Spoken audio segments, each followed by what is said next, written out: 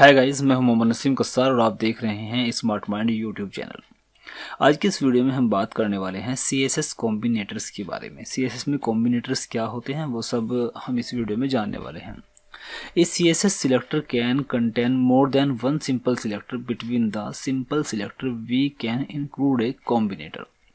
जब हम किसी एलिमेंट को सिलेक्ट करते हैं उसकी कोई डिज़ाइनिंग करने के लिए तो हम कुछ इस तरह से करते हैं। आपने अक्सर कर देखा होगा जब से हम CSS पढ़ रहे हैं तो किसी भी क्लास को या फिर आईडी को या फिर किसी एलिमेंट को हम इस तरह से यहाँ पे लिख करके टारगेट करते हैं और उसकी जो भी हम डिज़ाइनिंग करना चाहते हैं उसको हम कर्ली ब्रेसेस के अंदर लिखते हैं, ठीक है। लेकिन अब हम यहाँ पे देखेंगे, यहाँ पे हमने यहाँ पे देखिए यहाँ पर डिव के बाद एक ब्लैंक स्पेस है, मतलब यहाँ पे एक स्पेस है, उसके बाद पैराग्राफ लिखा हुआ है, ठीक है। इसी तरह यहाँ पे डिव है और उसके बाद यहाँ पर ये ग्रेटर देन का साइन लगा हुआ है और यहाँ पर प्लस का साइन लगा हुआ है। इनका मतलब क्या है, ये क्या है, कॉम्बिनेटर है। यहाँ पर ये स्पेस कॉम्बिनेटर, यहाँ पर ये ग्रेटर देन का आइकन कॉम्बिनेटर और यहाँ पर ये प्लस का आइकन कॉम्बिनेटर है, ठीक है। अब इन तीनों का यूज़ क्या है वो समझ लीजिए। सबसे पहले को हम बोलते हैं स्पेस। आप देखते हैं ना बीच में यहाँ पे क्या है, स्पेस है, तो इसका मतलब है डिसीडेंट सिलेक्ट। मतलब इसके बीच का मतलब ये है कि डिव टैग के अंदर यदि हमने कोई एलिमेंट डिव लिया है, उस डिव के अंदर हम जितने भी पैराग्राफ लगाएंगे, पी एलिमेंट हम डालेंगे, उन सभी पर इसका इफेक्ट पड़ने वाला होगा जो भी हम डिज़ाइनिंग यहाँ पे करने वाले हैं, ठीक है। दूसरा है चाइल्ड सिलेक्टर। चाइल्ड सिलेक्टर का मतलब है कि कोई डिव है, उस डिव के अंदर जितने भी पैराग्राफ, मतलब जितने भी चाइल्ड हैं, जो पीट एलिमेंट टाइप के जितने भी चाइल्ड हैं, उन पर इस CSS का इफेक्ट पड़ेगा, ठीक है। ये हो गया। और देखिए इसमें दोनों में डिफरेंस आप समझ लीजिए। यहाँ पे डिव के अंदर P है, यहाँ पे मान लीजिए आपको क्लास भी ले सकते हैं, जबकि यहाँ पे क्या है, डिव के अंदर चाइल्ड है। डिव के अंदर चाइल्ड का मतलब एक तरह से ये मान लीजिए यहाँ ये वाला और ये वाला सेम काम करेगा, क्योंकि डिव के अंदर जितने भी पैराग्राफ होंगे वो भी चाइल्ड ही होंगे। तो यहाँ पर इन दोनों को डिफरेंट करने के लिए हम यहाँ पे इन दोनों को कोई क्लास दे देंगे, देखेंगे प्रैक्टिकल में, ठीक है। अभी देखिए यहाँ ये तीसरे नंबर का है एडजेसेंट सैम्पलिंग सिलेक्टर। ये प्लस से डिनोट होता है। इसका मतलब होता है कि जो एलिमेंट हम यहाँ पे देंगे, जैसे मैंने यहाँ पे डिव दिया है उसके बाद P दिया है, डिव के तुरंत बाद ये एलिमेंट होना चाहिए। मतलब जो भी हम यहाँ पे एलिमेंट देंगे उसके तुरंत बाद जो एलिमेंट यहाँ पे देंगे यदि वो होगा तो उस पर CSS का इफेक्ट पड़ेगा, तुरंत बाद जो भी ये वाला एलिमेंट होगा। अभी देखिए प्रैक्टिकल करते हैं, ठीक है। चलिए अब एक काम कर लेते हैं, यहाँ पे मैं कोड एडिटर को ओपन कर लेता हूँ। देखिए इससे पहले वीडियो में मैंने लिंक्स के बारे में बताया था, तो यहाँ से मैं हटा देता हूँ। यदि आपने लिंक्स का वीडियो नहीं देखा तो ज़रूर देख लीजिएगा, अच्छा वीडियो था, ठीक है। चलिए अभी मैं एक काम करते हैं, यहाँ पर मैं एक डिव बनाता हूँ, ठीक है, और जिसको क्लास देता हूँ मैं डेमो1 के नाम से, ठीक है। और इसके अंदर मैं एक पैराग्राफ बनाता हूँ, ठीक है। यहाँ पे लिखता हूँ पैरा1, ठीक है। और इसी तरह से मैं दूसरा बनाता हूँ, ये लिखता हूँ मैं पैरा2, ठीक है, ये हो गया। और इसी तरह से मैं एक तीसरा बनाता हूँ पैरा3, ये हो गया। अब इसको सेव करके एक बार पेज को रिफ्रेश कर लेते हैं। ये देखिए ये पैरा1, पैरा2 और पैरा3, ठीक है। तीनों के तीनों पैराग्राफ यहाँ पे आ गए हैं। अब हमें करना क्या है, अब हम इसको टारगेट करेंगे किस तरह से। देखिए डिव, अब मैं यहाँ पे डिव के अंदर जितने भी इसके पैराग्राफ जितने भी इसके अंदर है, तो मैं यहाँ पे क्या करूँगा, इन सभी पैराग्राफ को सिलेक्ट करने के लिए स्पेस लगाऊंगा और उसके बाद P, और मैं चाहता हूँ कि उनका जो कलर है वो रेड हो जाए, ठीक है। ये हो गया। अब देखिए डिव के अंदर जितने भी पैराग्राफ थे उन सभी का कलर रेड हो गया, तो ये आप स्पेस बार से कर सकते हैं, ठीक है।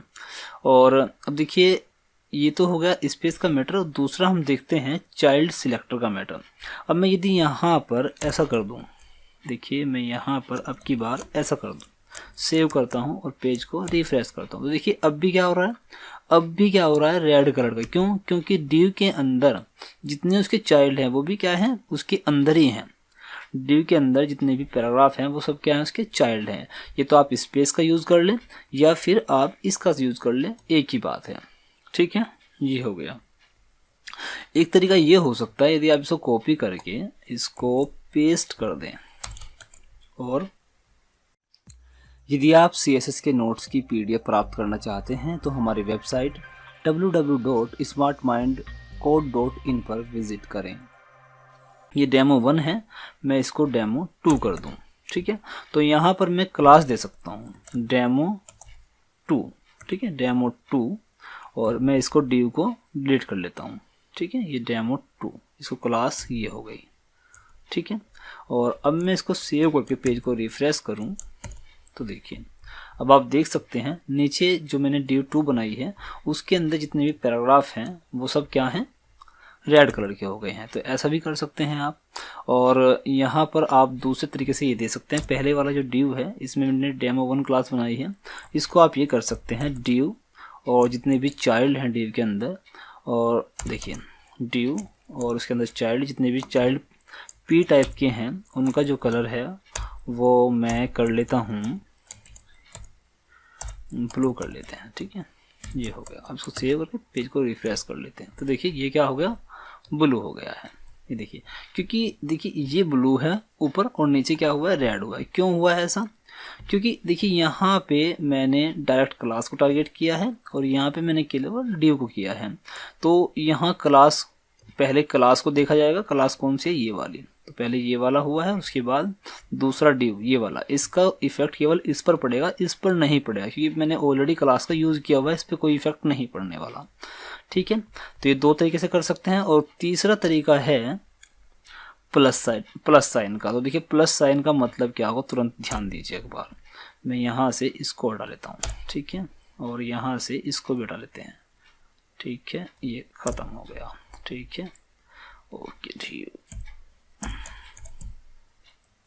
अब देखिए यहाँ पर यदि मैं अब की बार प्लस लगा दूं तो प्लस का मतलब क्या होगा, प्लस का मतलब ये है, ध्यान दीजिएगा, div के तुरंत बाद यदि कोई p एलिमेंट होगा तो उसका कलर ब्लू होगा। अभी देखिए क्या होने वाला है, रिफ्रेश किया तो किसी का कलर भी ब्लू नहीं हुआ है। क्यों, क्योंकि प्लस साइन क्या करता है, प्लस साइन इस एलिमेंट के, वो div हुए जो भी आपने यहाँ पे लिखा होगा, इस एलिमेंट के तुरंत बाद यदि ये वाला एलिमेंट होगा तो उसका कलर चेंज होगा, उस पर CSS अप्लाई होगी।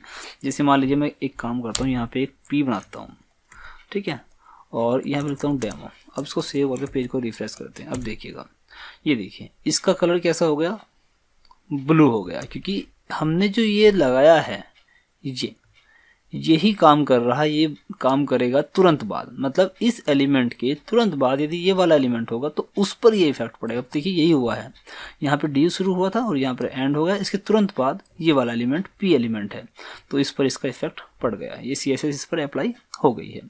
तो ये 3 तरह के मैंने कॉम्बिनेटर्स आपको बताए हैं, तीनों अच्छे कॉम्बिनेटर्स हैं। बस ये है कि आपको इनका पता होना चाहिए। यदि आप एक अच्छे वेब डेवलपर बनना चाहते हैं तो इस तरह की नॉलेज आपको होनी चाहिए। उम्मीद करता हूँ ये वीडियो आपको पसंद आया होगा। वीडियो पसंद आया हो तो वीडियो को लाइक ज़रूर करिएगा, और हम अपने इस यूट्यूब चैनल पर इसी प्रकार की प्रोग्रामिंग की वीडियो अपलोड करते हैं। यदि आप हमसे जुड़ना चाहते हैं, एक वेब डेवलपर बनना चाहते हैं तो हमसे जुड़िएगा ज़रूर, चैनल को सब्सक्राइब करिए ज़रूर।